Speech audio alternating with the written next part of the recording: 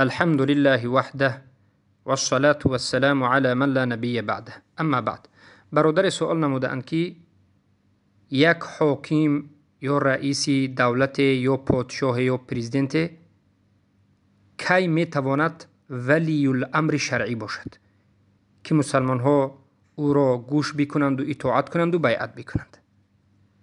اولا برادر عزیز، در این مسئله ما حلقه های زیاد را تسجیل کردیم، حلقه های درسی زیاد که به نام کشف شبهات اهل بدعت در مسئله الحکم به غیر ما انزل الله وجود دارد.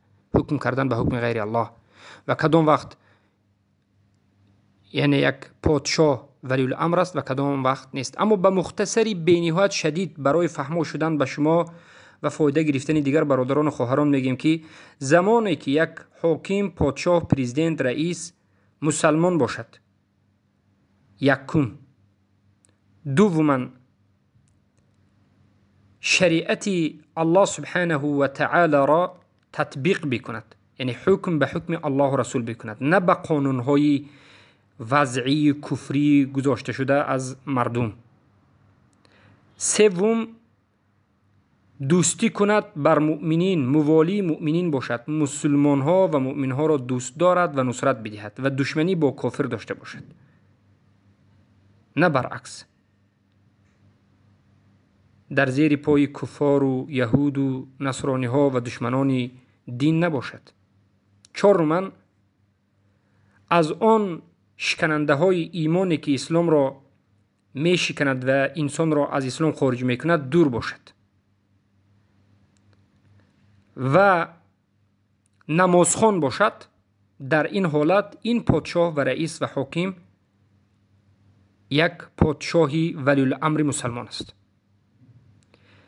در اساس این که امام مسلم روایت میکنند که قال رسول الله صلی الله علیه وسلم ان امر علیکم عبد مجدع یقودکم بکتاب الله فاسمعوا له و اطیعوه، همانا که اگر به بالای سر شما یک غلامی را که یا سیاه است، در روایت دیگر عبد حبشی، یک بنده حبشی سیاه پوست باشد، یک غلامی زشت صورت باشد، به بالای شما همچون پادشاه بیاید و به کتاب الله شما را راهبری بکند، یعنی شریعت الله را در بالای شما تطبیق بکند، فاسمعوا له، شما گوشش بکنید و اطیعوا و اطاعتش بکنید. یعنی پیامبر صلی الله علیه و آله شرط را گذاشته شدند که پادشاه همان وقت اطاعت کرده می شود و همان وقت ولی الامر است و گوش کرده و اطاعت کرده می شود که به کتاب الله شما را قیادت بکند. و در جای دیگر میگن که و الا ننازع الامر او تنازع الامر اهله الا ان تروا كفرا بواحا و الا ننازع الامر اهله الا ان تروا كفرا بواحا عندكم من الله في برهان. امام بخاری و مسلم روایت میکنند.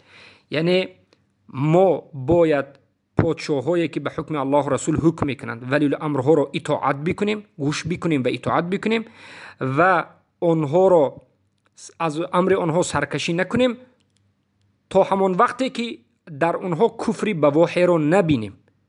وقتی که ما در این پادشاه ها کفری بواح را دیدیم که در نزد ما حجت و دلیل وجود دارد، در این حالت اطاعت کرده نمی شود. پس حدیث دیگر است که پیامبر صلی الله علیه و آله میگویند ما داموا ان یصلوا فاسمعوا له و اطیعوا ما داموا ان یصلوا. یعنی معنای حدیث این است که شما خروج نکنید، شما به اونها اطاعت بکنید و گوش بکنید تا همون زمانی که نماز میخوانند. پس حاکمی که نماز نخواند کافر است، اطاعت کرده نمیشد، ولی الامر شرعی نیست. حاکمی که به حکم غیر الله و رسول حکم میکند ولی الامر شرعی نیست، این البته که کافر است، مرتد است اگر خود را پیش از این مسلمان گفته باشد. پس حاکمی که به کتاب الله و سنت رسول الله حکم نمیکند، گوش کرده نمیشود، اطاعت کرده نمیشود و این کافر است و این طاغوت است.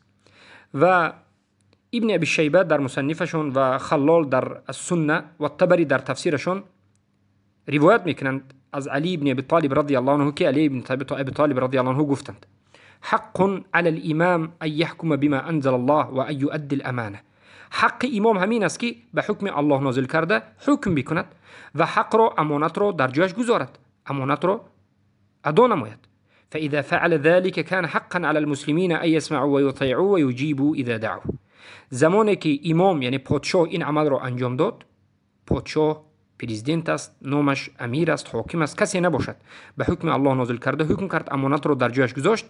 در این وقت مسلمان ها باید اطاعتش بکنند، گوش بکنند و اطاعت بکنند. زمانی که دعوت کنند اجابت بکنند. این البته اثر صحیح است. بعضی ها طعنه بر این اثر از ارجاع، اهل ارجاع میزنند، لیکن این طعنهشون غلط است.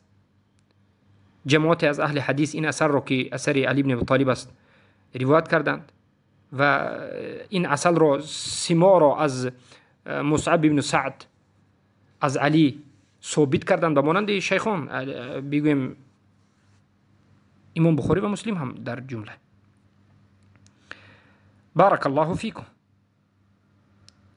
پس بارک الله فیکم با همین فهمیده می شود که هر کسی که شریعت الله را حکم کند، مسلمان باشد، نمازخوان باشد، این ولی الامر شرعی است. در غیر این صورت این ولی الامر شرعی نیست، این یک کفر است و این برخلاف عقیده مرجئه های عصر است، به مانند اشعری ها، ماتریدی ها، قبوری ها و بالخصوص مدخلی هایی که امروز خود را سلفی میگن، صدقه سلفی شوند.